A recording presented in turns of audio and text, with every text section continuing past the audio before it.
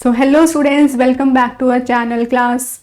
Welcome back to our channel NEET Foundation 9th and 10th. ठीक है students, my name is Sachina. I have done my masters in physics. ठीक है, तो आज हम क्या करने वाले हैं, देखो स्टूडेंट्स, हम क्लास 9th का फिजिक्स हम कंटिन्यू करने वाले हैं अपना चैप्टर 10 ग्रेविटेशन पार्ट 3. यानी कि इससे पहले 2 पार्ट्स और आ चुके हैं. आपको क्या करना है, अगर वो दोनों पार्ट्स आपने नहीं देखे हैं तो जल्दी से उन वीडियोस को देखेंगे, अपना सारा बेस अपना क्लियर करेंगे एंड ये वीडियो हम आगे फिर कंटिन्यू करेंगे. ठीक है, अब यहाँ पे देखो स्टूडेंट्स, जितने भी नए स्टूडेंट्स हैं, welcome to our channel. And अगर आपको ये वीडियो अच्छा लग रहा है तो you can subscribe to our channel and like video, ताकि हमारा कॉन्फिडेंस जो है वो और ज़्यादा बढ़े एंड ऐसे ही अच्छी अच्छी वीडियोस हम आपके लिए लेके आए. एंड अगर आप हमारे पुराने स्टूडेंट हैं तो thank you for subscribing and liking our videos. ठीक है, तो now students, now let us start our class.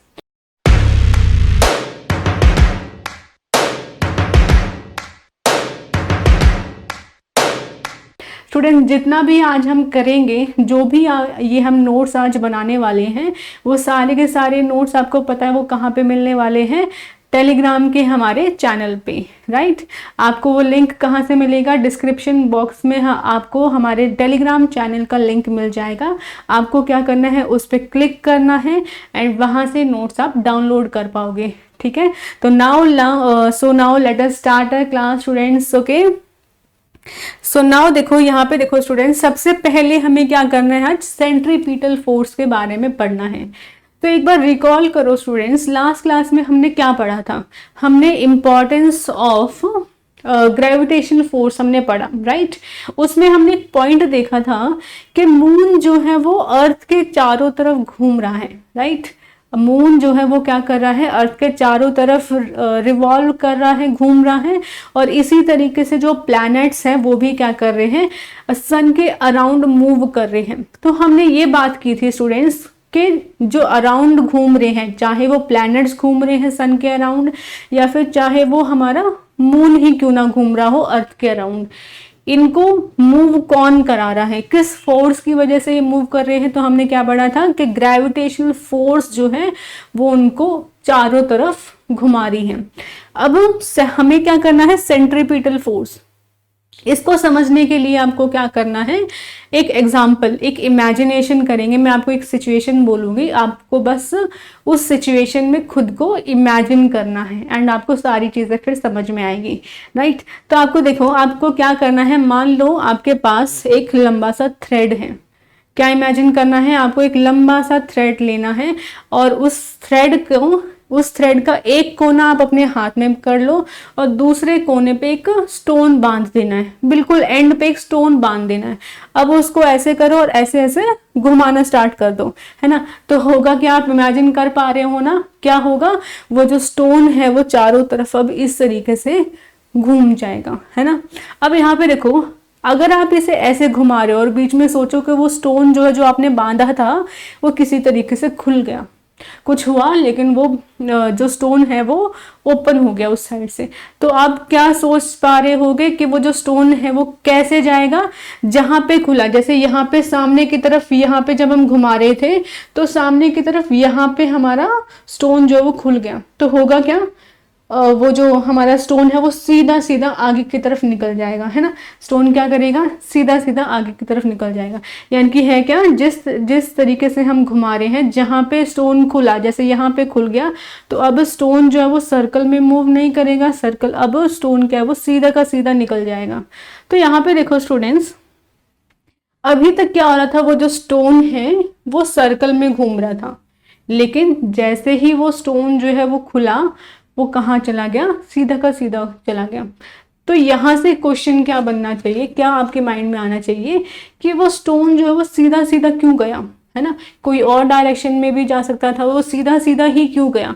तो उसका रीजन हमें देखना है स्टूडेंट्स. ठीक है, अब यहाँ पे देखो, सेंट्रीपिटल फोर्स, जब तक हम उसे घुमा रहे थे वो सर्कल में घूम रहा था, या फिर हम ये कह सकते हैं कि जो सर्कल में हमारा स्टोन घूम रहा था वो सर्कल में क्यों घूम रहा था, बिकॉज हम ये कह सकते हैं कि उस पर एक फोर्स लग रहा था.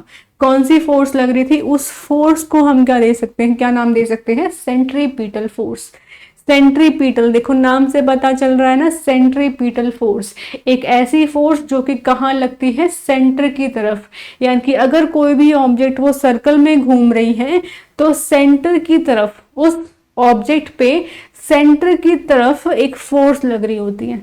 यानी कि एक फोर्स ऐसी आ रही हो, ऐसी उस पे एक ऐसी फोर्स लग रही होती है जो उसे लगातार सेंटर की तरफ खींच रही होती है, और उसी की वजह से क्या हो रहा है, वो स्टोन जो है वो सर्कल में घूम रहा होता है। अगर वो सेंट्रीपिटल फोर्स उस पर नहीं लगती तो स्टोन जो है वो सर्कल में घूमता नहीं है ना। तो ये हमने देखा कि अगर कोई ऑब्जेक्ट जो है वो सर्कल में घूम रहा है, सर्कुलर मोशन कर रहा है, तो उस पर एक फोर्स लग रही होती है, सेंट्रीपिटल फोर्स, और उसको हम क्या बोल सकते हैं, centre seeking force. The centre seeking force is called centripetal force. मतलब क्या हुआ कि एक ऐसी फोर्स जो किसी भी ऑब्जेक्ट को सेंटर की तरफ खींच रही होती है, उसे हम क्या बोलते हैं, सेंट्रीपिटल फोर्स। ठीक है, अब जैसा एग्जाम्पल हमने स्टोन के लिए समझा स्टूडेंट्स, वैसा ही होता है प्लैनेट्स के साथ में। यानी कि प्लैनेट्स जो है अगर वो सन के अराउंड इस तरीके से अपने ऑर्बिट में घूम रहे हैं, तो वो ऑर्बिट में अपने क्यों घूम रहे हैं, बिकॉज उन पे एक सेंट्रीपिटल फोर्स लग रहा होता है। एक चीज ध्यान में रखनी है हमेशा, अगर कोई भी ऑब्जेक्ट सर्कल में घूम रहा है, सर्कुलर मोशन शो कर रहा है, तो हमेशा ही उस पे क्या लगना चाहिए, एक सेंट्रीपिटल फोर्स लगता है। तो अगर प्लैनेट्स भी सन के अराउंड मूव कर रहे हैं तो उसमें भी एक सेंट्रीपिटल फोर्स लग रहा है। लेकिन लास्ट क्लास में हमने क्या पढ़ा था कि प्लैनेट्स जो है वो सर्कल में क्यों घूमते हैं, वो सन के अराउंड क्यों घूम रहे होते हैं, बिकॉज उस पर ग्रेविटेशनल फोर्स लग रहा होता है। तो हम यहाँ से देखो स्टूडेंट्स, हम एक चीज कह सकते हैं कि जो सेंट्रीपिटल फोर्स है ये कोई नई टाइप की फोर्स नहीं है। सेंट्रीपिटल फोर्स कोई भी फोर्स का रूप ले सकती है। ठीक है, मतलब क्या हुआ, कई बार सिचुएशन ऐसी होगी कि कई बार जो हमारी ग्रेविटेशनल फोर्स है वो सेंट्रीपिटल फोर्स का काम करती हैं। यानी कि ग्रेविटेशनल फोर्स ही उसे सर्कल में मूव कराना स्टार्ट करा देगी, यानी कि वो इसका रूप ले लेती हैं। कई बार ग्रेविटेशनल फोर्स होगी जो कि उसका सेंट्रीपिटल फोर्स का रूप ले लेगी और ऑब्जेक्ट को सर्कल में मूव कराएगी। कई बार कैसी सिचुएशन होती है कि जो फ्रिक्शन फोर्स आपने पढ़ी है, फ्रिक्शन फोर्स भी कई बार वो क्या करते हैं, वो भी सेंट्रीपिटल फोर्स का काम करना स्टार्ट कर जाती हैं। तो अलग अलग सिचुएशन में अलग अलग फोर्स होगी, वही सेंट्रीपिटल फोर्स का रूप ले लेगी और ऑब्जेक्ट को सेंटर में मूव कराएगी। ठीक है, तो अब यहां से हमें समझ में आया स्टूडेंट्स, सेंट्रीपिटल फोर्स क्या होता है, the centre seeking force. Centripetal force क्या है, the centre seeking force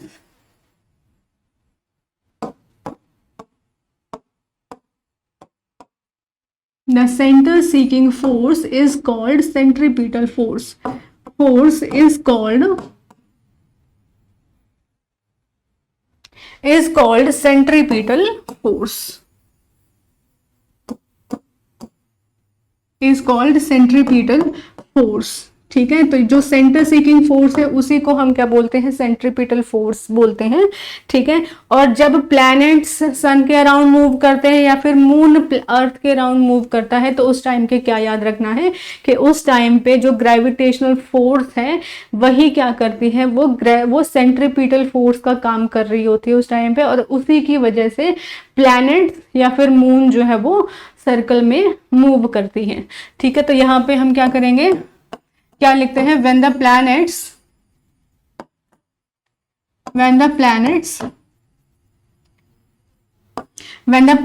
move, या फिर रिवॉल्व कर लेते हैं, revolve around the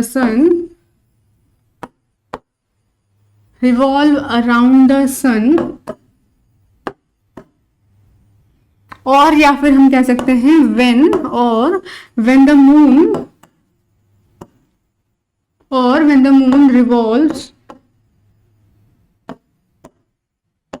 revolves around the earth, ठीक है, then the gravitational force, तो उस टाइम पे क्या हो रहा होगा, then the gravitational force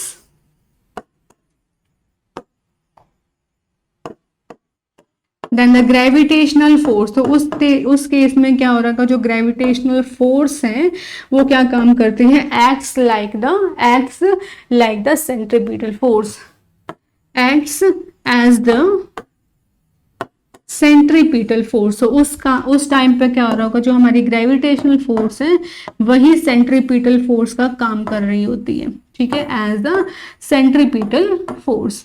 तो ये स्टूडेंट्स ये हो गया हमारा सेंट्रीपिटल फोर्स, और यहाँ पे सेंट्रीपिटल फोर्स हमें अच्छे से समझ में आया।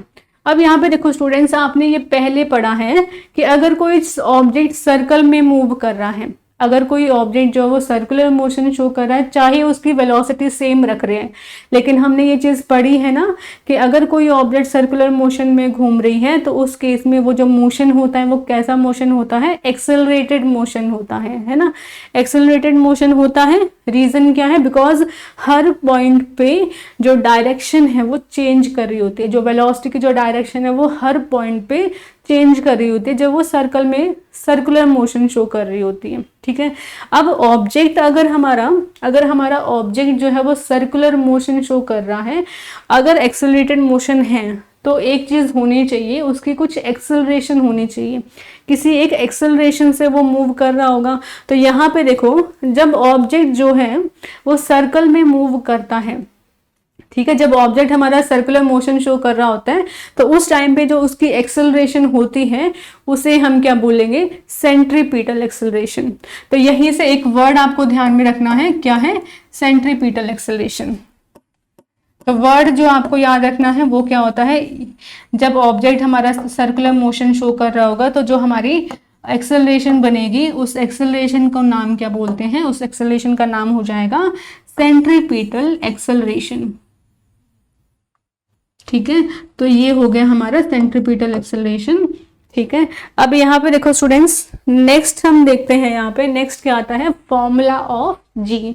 लास्ट क्लास में रिकॉल करो हमने क्या किया था, हमने जी की वैल्यू लिख दी थी। मैंने आपको जी की वैल्यू बताई थी, अर्थ के सरफेस पे कितनी होती है, 9.8 मीटर पर सेकेंड स्क्वायर, राइट। अब ये जो वैल्यू है ये हमने कैसे कैलकुलेट की, और उससे भी पहले उसका फॉर्मूला कैसे बनाना है वो हमें समझना है। तो पहले हम क्या करेंगे, जी का फॉर्मूला बनाएंगे, क्या फॉर्मूला होता है उसका, और उसके बाद हम क्या करेंगे, जी की वैल्यू 9.8 कैसे आई उस वैल्यू को कैलकुलेट कर रहे होंगे, ठीक है। तो पहले हम क्या करते हैं, फॉर्मूला ऑफ जी का फॉर्मूला समझते हैं क्या होगा, ठीक है। अब यहाँ पे देखो स्टूडेंट्स, जी का फॉर्मूला बनाने के लिए हम क्या करते हैं, एक एग्जाम्पल सोचेंगे। एक छोटा सा एग्जाम्पल आपको समझना है। जैसे मान लो मेरे हाथ में ये पेन है, मेरे हाथ में क्या है, ये पेन है। अब इमेजिन करो कि ये मैंने अभी यहाँ से मैंने छोड़ दिया, मैंने अभी इसको पकड़ा हुआ, मैंने इसको छोड़ दिया, तो होगा क्या, ये ऑब्जेक्ट जो है वो नीचे की तरफ जाएगा। और हमने बात की थी ये जो ऑब्जेक्ट है यानी कि ये जो पेन है वो कैसा मोशन शो करेगी, एक्सेलरेटेड मोशन वो शो करेगी, और वही एक्सेलरेशन कौन सी है, जी है। अब ये सोचो, अगर ये एक्सेलरेटेड मोशन शो कर रही है तो यहाँ पे इसकी वेलोसिटी लगातार क्या हो रही होगी, चेंज कर रही होगी। यानी कि स्टार्टिंग में जब पेन यहाँ पे है तो इसकी इनिशियल वेलोसिटी यूँ मान लेते हैं, और जब पेन जो है वो बिल्कुल नीचे ग्राउंड पे हिट कर जाएगा तो उस टाइम पे उसकी वेलोसिटी, फाइनल वेलोसिटी v मान लेंगे हम, ठीक है। एक और चीज़ हमें देखना है, इस ऑब्जेक्ट का मोशन, इस पेन का मोशन हमें समझना है ना। अब इस पेन का कुछ ना कुछ मास भी होगा, राइट, इस ऑब्जेक्ट का कुछ ना कुछ मास भी होगा। तो हम ये समझ सकते हैं कि जो भी ऑब्जेक्ट हम नीचे गिरा रहे हैं उसका कुछ मास होगा, ठीक है। तो हम यहाँ पे क्या मान लेते हैं, let the mass of an object. तो यहाँ पे हम क्या कर लेते हैं, let us consider an object.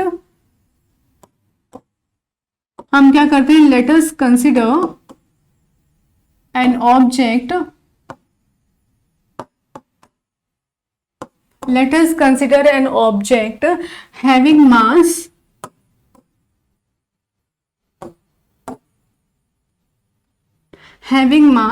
m, ठीक है। हमने एक ऑब्जेक्ट कंसिडर कर लिया जिसका मास क्या है, m है। तो इस तरीके से हमने एक ऑब्जेक्ट कंसिडर किया m, और यहाँ पे हम ये अर्थ का सरफेस मान लेते हैं स्टूडेंट्स। हम क्या मान लेते हैं, यहाँ पे ये अर्थ का सरफेस मान लेते हैं।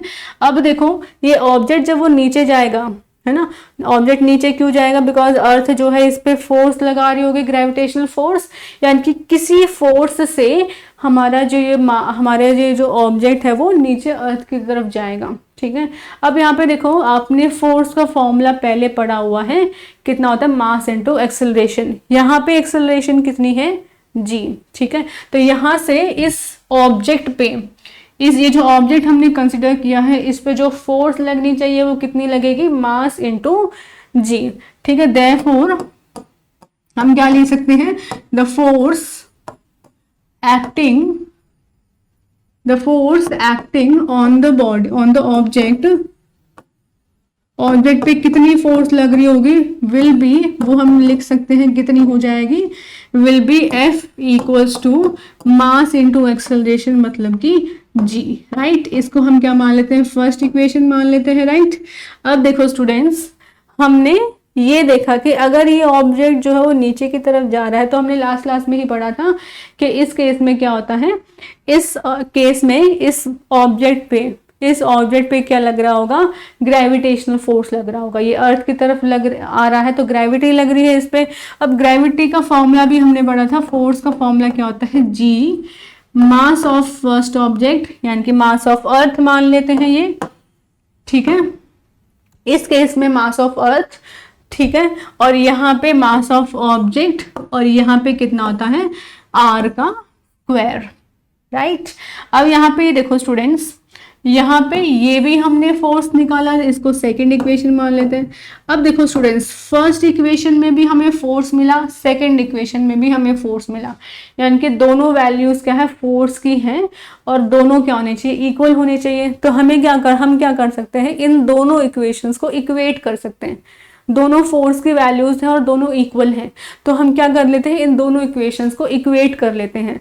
तो अब हम यहाँ पे क्या लिखते हैं, equating equation number 1 and 2, equating equation 1 and 2, equation 1 and 2 दोनों को हम क्या कर लेते हैं, यहाँ पे इक्वेट कर लेते हैं। तो क्या आ जाएगा, एम जी, ये हमारा इक्वल होना चाहिए G M by R square. ठीक है, तो यहाँ पे देखो स्टूडेंट्स, मास से मास कैंसिल हो गया, और यहाँ से जी हमारा कितना आ गया, जी हमारा इक्वल आ गया G M by R square. तो यहाँ से स्टूडेंट्स ये हमारा फॉर्मूला आ गया, G equals to G M by R square. ठीक है, अब यहाँ पे देखो स्टूडेंट्स, ये फॉर्मूला आपको लर्न करना है। क्या करना है, आपको ये फॉर्मूला लर्न करना है, इस पे फिर हम डायरेक्टली इसके न्यूमेरिकल समझेंगे। ठीक है, अब जी का फॉर्मूला तो हमें मिल गया, हमें क्या करना है, जी की वैल्यू को कैलकुलेट करना है। ठीक है, तो नेक्स्ट हम देखते हैं students, calculating value of G. Formula हमने निकाल लिया था, G equals to G M by R square. अब यहाँ पे देखो स्टूडेंट्स, जो हम जी की वैल्यू, स्मॉल जी की जो वैल्यू हम कैलकुलेट कर रहे हैं, वो कहाँ पे कर रहे हैं, on the surface of the earth. तो यहाँ से इस तरीके से हम कंसिडर कर लेते हैं कि अगर कोई ऑब्जेक्ट इस तरीके से अर्थ के सरफेस पे यहाँ पे प्रेजेंट है, तो होगा क्या, यहाँ से ये सेंटर अर्थ का, यहाँ से ये पॉइंट क्या है, सेंटर, और ये जो लाइन हमने बनाई है, ये क्या बन रही है, ये बन रही है हमारे सर्कल की, हमारे अर्थ का रेडियस। ठीक है, तो यानी कि ये जो डिस्टेंस अभी तक हम देख रहे थे आर स्क्वायर, यहाँ पे वो डिस्टेंस कितना है, रेडियस, जितना अर्थ का रेडियस उतना ही हमारा कितना है, डिस्टेंस है। ठीक है, तो अब हम क्या करेंगे, इसके वैल्यू कैलकुलेट करते हैं। ठीक है, तो जी हमारा कितना आ जाएगा, वैल्यू पुट करनी है, कैपिटल जी की वैल्यू, ग्रेविटेशनल कांस्टेंट की वैल्यू हमने पढ़ी थी 6.67 इंटू 10⁻⁻11 न्यूटन मीटर स्क्वायर पर केजी स्क्वायर। ये वैल्यू हम लिख लेते हैं 6.67 इंटू 10⁻⁻11। ठीक है, मास कितना है, मास ऑफ अर्थ होता है students, wait a minute, mass of earth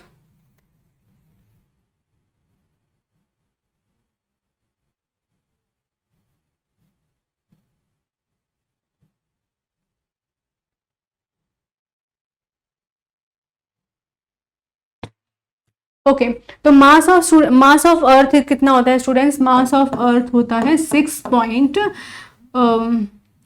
into 10⁻24 kg, 6 into 10⁻24 kg। अब जी की वैल्यू हमने लिख ली, मास ऑफ अर्थ और लिख लेते हैं हम 6 इंटू 10⁻24। ठीक है, और यहाँ पे रेडियस का स्क्वायर करना है, तो रेडियस कितना है, 6.4। ठीक है, रेडियस कितना है, 6.4 इंटू 10⁻6, ये रेडियस है, इसका हमें क्या करना है, यहाँ पे स्क्वायर करना है। ठीक है, इसका हमें क्या करना है, यहाँ पे स्क्वायर करना है। अब देखो स्टूडेंट्स, जब ये वैल्यू आप कैलकुलेट करोगे, जब इसको पूरे को आप सॉल्व कर लोगे, तो आपकी वैल्यू जो आएगी वो कितनी आएगी, 9.8 मीटर पर सेकेंड स्क्वायर। ठीक है, तो आपको क्या करना है, बस इसके वैल्यू को कैलकुलेट करना है। ये कैलकुलेशन करोगे तो आपको जी की वैल्यू मिल जाएगी 9.8 मीटर पर सेकेंड स्क्वायर। ठीक है, ओके, नाउ नेक्स्ट देखते हैं स्टूडेंट्स, यहाँ पे देखो क्या आएगा। अब इसके बाद हमने जी की वैल्यू यहाँ पे कैलकुलेट कर दी। अब इसके बाद हमें क्या करना है, motion of objects under the influence of gravitational force of earth. यानी कि नेक्स्ट हमें क्या करना है, मान लो अगर कोई भी ऑब्जेक्ट जो वो मूव कर रहा है, किसके इन्फ्लुएंस में, under the influence of gravitational force of earth. ठीक है, अब ये चीज रिकॉल करो, अगर कोई ऑब्जेक्ट अर्थ की ग्रेविटेशनल फोर्स के इन्फ्लुएंस में मूव कर रहा है, तो वो कौन सी कंडीशन होती थी, वो होती थी हमारी फ्री फॉल की कंडीशन। यानी कि अगर कोई ऑब्जेक्ट जो है वो फ्री फॉल की कंडीशन में है, तो उस टाइम पे हम हमारा मोशन कैसा हो रहा होगा, उस मोशन के बारे में हमें सॉल्व करना है, कैलकुलेट करना है। ओके, तो यहाँ पे देखो स्टूडेंट्स, अगर कोई ऑब्जेक्ट जो है वो फ्री फॉल की कंडीशन में है, तो हमने क्या करना है, जितने भी हमने इमोशंस, इक्वेशंस ऑफ मोशन हमने पढ़ रखी है पहले, equations of motion, 3 equations of motion हम सभी को पता है कितनी होती है, ये सारी हमने पढ़ी है। 3 इक्वेशंस ऑफ मोशन, कौन कौन सी इक्वेशंस हमने पढ़ी थी, याद करेंगे, 3 इक्वेशन पढ़ी थी। फर्स्ट हम क्या पढ़ते थे, v equals to u plus a t, हम क्या पढ़ते थे, v equals to u plus a t. Second equation क्या पढ़ते थे, s equals to u t plus half a t square, right. ये थर्ड इक्वेशन हो गई, सेकेंड इक्वेशन हो गई। और थर्ड इक्वेशन क्या होती थी, v square minus u square equals to 2as। ये हमने 3 इक्वेशंस पढ़ी है मोशन की। अब अगर हमारा ऑब्जेक्ट जो है वो फ्री फॉल की कंडीशन में है, यानी कि ग्रेविटेशनल फोर्स के इन्फ्लुएंस में मूव कर रहा है, तो आपको सिर्फ क्या करना है, ये जो 3 इक्वेशंस हमने पढ़ी है, जहां जहां पे a लिखा हुआ है, जहां जहां पे a लिखा हुआ है वहां पे आपको क्या करना है, a को रिप्लेस कर देना है g से, यानी कि जहां जहां पे a लिखा हुआ वहां पे लिख देना है g। तो हमारी इक्वेशंस आप देख सकते हो क्या बनेगी, यहाँ पे देखो हमारी क्या इक्वेशंस बनेंगी, देखो students, v equals to u plus g t, right, ये पहली इक्वेशन हो गई। Second equation s equals to u t plus half g t square, s equals to u t plus half g t square. और तीसरी equation क्या बन जाएगी, third equation will be equal to v square minus u square equals to twice of g into s। तो ये हमारी हो गई 3 इक्वेशंस, अगर हमारा ऑब्जेक्ट जो है वो ग्रेविटेशनल फोर्स के इन्फ्लुएंस में मूव कर रहा है। तो ये आपको लर्न करना है स्टूडेंट्स, ठीक है। अब एक और चीज देखो स्टूडेंट्स, अगर हमारा ऑब्जेक्ट जो है वो ऊपर से नीचे जा रहा है, दोबारा सुनेंगे, अगर हमारा ऑब्जेक्ट जो है वो ऊपर से नीचे की तरफ जा रहा है, तो होगा क्या, हमें जी की वैल्यू लेनी है पॉजिटिव, ठीक है। तो यहाँ पे क्या है, if object is moving downwards,